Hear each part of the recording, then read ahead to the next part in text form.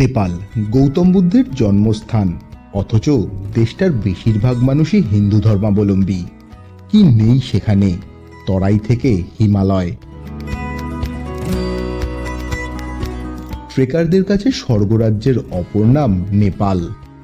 সোনালী সব মন্দির থেকে বৌদ্ধ গুম্ফা, সঙ্গে মনোমুগ্ধকর পাহাড়ি গ্রাম আর তিব্বতী সংস্কৃতি।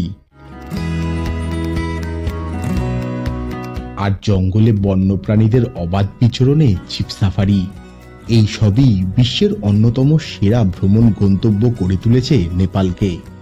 আপনি কি যেতে চান নেপালে? আজকের ভিডিওয়ে নেপাল ভ্রমণের যাবতীয় তথ্য দেব আপনাদের। আমাদের সেই প্রতিবেশী দেশে যেতে পাসপোর্ট লাগে না ঠিকই, কিন্তু কিভাবে বর্ডার ক্রস করে নেপালে ঢুকে স্বাচ্ছন্দ্যে ঘোরাফেরা করবেন সেটাই জানাবো আজকে। তো চলুন শুরু করা যাক।